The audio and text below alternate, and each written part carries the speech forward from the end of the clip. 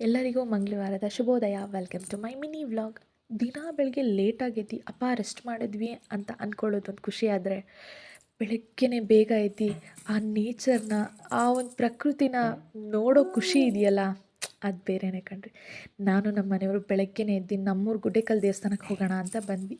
ಆ ಟಾಪಲ್ಲೂ ಅಷ್ಟೇ ಕಣ್ರಿ, ದೇವಸ್ಥಾನದ ವ್ಯೂ ಮಾತ್ರ ಸಕ್ಕದಾಗಿತ್ತು. ನಾನು ನಮ್ಮ ಮನೆಯವರು ಹಾಗೆ ದೇವ್ರ ದರ್ಶನ ಮಾಡೋಣ ಅಂತ ಮೇಲೆ ಹೋದ್ವಿ. ಇನ್ನು ಪೂಜೆ ನಡೆದಿರಲಿಲ್ಲ. ಭಟ್ರು ಅಭಿಷೇಕಕ್ಕೆಲ್ಲ ರೆಡಿ ಮಾಡ್ಕೊಂಡಿದ್ರು. ಫಸ್ಟ್ ಟೈಮ್ ದೇವ್ರ ವಿಗ್ರಹನ ಈ ಥರ ನೋಡಿ ನನಗೆ ತುಂಬ ಖುಷಿ ಆಯಿತು. ನಾನು ಯಾವತ್ತೂ ಸಹ ನೋಡಿರಲಿಲ್ಲ. ಅಷ್ಟೊತ್ತಿಗೆ ಅಭಿಷೇಕ ಸ್ಟಾರ್ಟ್ ಮಾಡಿದ್ರು. ಇದು ಸಹ ನೋಡೋಕ್ಕೆ ತುಂಬ ಖುಷಿಯಾಗಿತ್ತು. ನಾನು ನಿಜವಾಗ್ಲೂ ಅಂದ್ಕೊಂಡಿರಲಿಲ್ಲ ಪೂಜೆ ಎಲ್ಲ ಆಗಿರುತ್ತೆ ಅಂತ ಅಂದ್ಕೊಂಡಿದ್ದೆ. ಆದರೆ ಮಾತ್ರ ದೇವ್ರನ್ನ ಅಭಿಷೇಕ ಮಾಡೋದು ನೋಡೋದಿದೆಯಲ್ಲ, ಅದೊಂಥರ ತುಂಬ ಚೆಂದ. ಕೆಲವೊಂದು ದೇವಸ್ಥಾನದಲ್ಲಿ ಅಲೋ ಇರೋಲ್ಲ, ಬಟ್ ತುಂಬ ಚೆನ್ನಾಗಿ ಅಲಂಕಾರ ಮಾಡಿದ್ರು, ಪೂಜೆ ಮಾಡಿದ್ರು.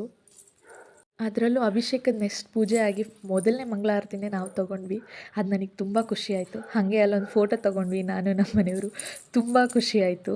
ಹಾಗೆ ಅಲ್ಲೇ ಒಂದು ಶೃಂಗೇರಿ ಶಂಕರ ಮಠ ಇದೆ, ಅಲ್ಲಿಗೂ ಹೋಗಿ ಶಾರದಾಂಬೆ ಗೌರಿ ಹಬ್ಬ ಅಂತ ಪೂಜೆ ಮಾಡ್ಕೊಂಡು ಕೈ ಮುಕ್ಕೊಂಡು ಬಂದ್ವಿ. ಹಾಗೆ ನಾನು ನಮ್ಮ ಮನೆಯವರು ಟೀ ಕುಡ್ಕೊಂಡು ಸೀದಾ ಮನೆಗೆ ಹೊರಟೆ.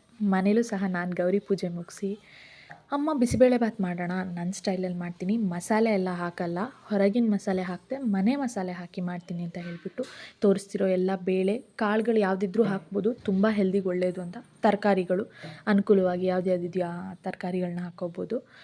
ತರಕಾರಿ ಎಲ್ಲ ಹಾಕಿ ಮಿಕ್ಸರ್ಗೆ ಈರುಳ್ಳಿ ಟೊಮೊಟೊ ಎಲ್ಲ ವಿಶಿಲ್ ಹೊಡಿಯೋಕ್ಕೆ ಹಾಕಿದ್ರೂ ಓಕೆನೇ, ಇಲ್ಲ ಹಾಗೆ ಕೆಲವೊಬ್ರು ಒಗ್ಗರಣೆಗೂ ಹಾಕ್ತಾರೆ. 2 in 1 ಯಾವ ಥರನೂ ಬೇಕಿದ್ರೂ ಮಾಡ್ಕೊಬೋದು.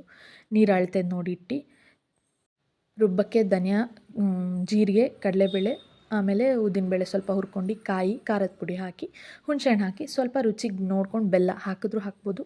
ಹಾಕಿದ್ರೆ ನಿಜವಾಗ್ಲೂ ಟೇಸ್ಟಾಗಿರುತ್ತೆ. ನೀಟಾಗೆಲ್ಲ ಬೇಯಿಸ್ಕೊಂಡು ಆ ರುಬ್ಬಿರೋ ಮಸಾಲೆನೂ ಹಾಕಿ ಚೆನ್ನಾಗಿ ಮಿಕ್ಸ್ ಮಾಡಿದ್ರೆ ಸಕ್ಕತ್ತಾಗಿರುತ್ತೆ. ಅದ್ರ ನೆಕ್ಸ್ಟ್ ತುಪ್ಪದ ಒಗ್ಗರಣೆ ಅನುಕೂಲವಾಗಿ ಎಣ್ಣೆ ತುಪ್ಪ 2 ಮಿಕ್ಸ್ ಮಾಡಿದ್ರು ಓಕೆ. ಜೀರಿಗೆ, ಸಾಸಿವೆ, ಬೆಳ್ಳುಳ್ಳಿ ಸ್ವಲ್ಪ ಜಚ್ಕೊಂಡಿರಬೇಕು, ಫುಲ್ ಜಚ್ಕೊಂಡಿರ್ಬಾರ್ದು. ಯಾಕಂದರೆ ಬೆಳ್ಳುಳ್ಳಿ ಬಾಯಿಗೆ ಸಿಗ್ತಾ ಇರಬೇಕು, ತುಂಬ ಚೆನ್ನಾಗಿರುತ್ತೆ. ಆ ಬೆಳ್ಳುಳ್ಳಿ ಹೆಲ್ತಿಗೂ ಸಹ ಒಳ್ಳೆಯದು. ಒಣಮೆಣಸು, ಕರಿಬೇವು ಎಲ್ಲ ಹಾಕಿ ನೀಟಾಗಿ ಒಗ್ಗರಣೆ ಕೊಟ್ಟು, ಆ ಒಗ್ಗರಣೆನ ಬಿಸಿಬೇಳೆಗೆ ಹಾಕಿ ನೀಟಾಗಿ ಮಿಕ್ಸ್ ಮಾಡಿದ್ರೆ ಆಯಿತು, ಬಿಸಿಬೇಳೆಭಾತ್ ರೆಡಿ. ಬಿಸಿಬೇಳೆಭಾತನ್ನ ತಟ್ಟೆಗೆ ಹಾಕ್ಕೊಂಡು ಅದ್ರ ಮೇಲೆ ತುಪ್ಪ ಹಾಕ್ಕೊಂಡು, ಗುಳಿಗೆ ಖಾರ ಇದ್ದರೆ ಅದನ್ನು ಹಾಕ್ಕೊಂಡು ತಿಂತಾ ಇದ್ದರೆ ಸಕ್ಕತ್ತಾಗಿರುತ್ತೆ. ನೀವು ಟ್ರೈ ಮಾಡಿ. ಇದೇ ಥರ ವೀಡಿಯೋಸ್ಗಾಗಿ ನನ್ನ ಫಾಲೋ ಮಾಡಿ, ಲೈಕ್ ಮಾಡಿ.